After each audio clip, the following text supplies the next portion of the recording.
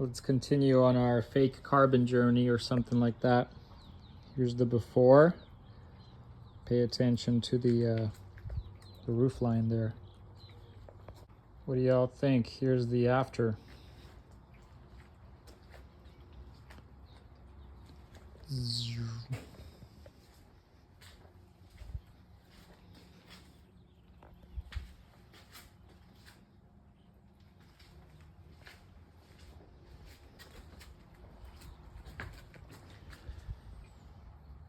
Looks kind of sick.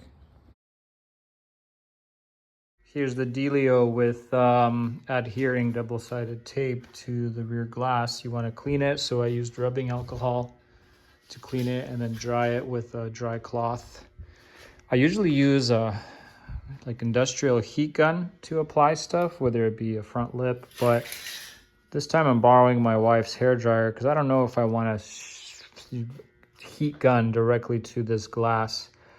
I don't know, it should be okay, but trying to be extra safe. So here's the piece. I've already heat gunned it itself and applied the double-sided tape that came with it, just kind of, you know, everywhere that it goes. And it fits up pretty nice. It has a slight lip on the front of it, so you pretty much place it on there and then adhere it. The heat should definitely set it in place. Here's the finished product. It actually fits really good. With the double-sided tape, quick note, there's a ridge along the inside of perimeter of this piece, so you might want to add, what I had to do is add 2 layers of tape on the back, because when I initially put it on the rear window here, the front adhered and the back was just flapping. It was like, you know, another thickness of a double-sided tape.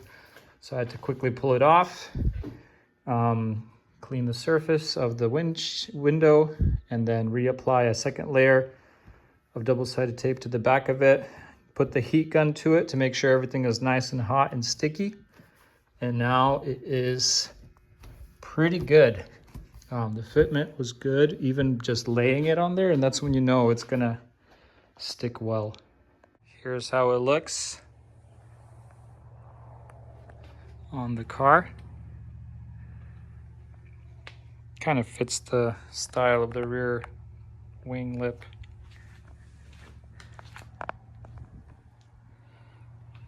Again, good thing all this is just double-sided tape.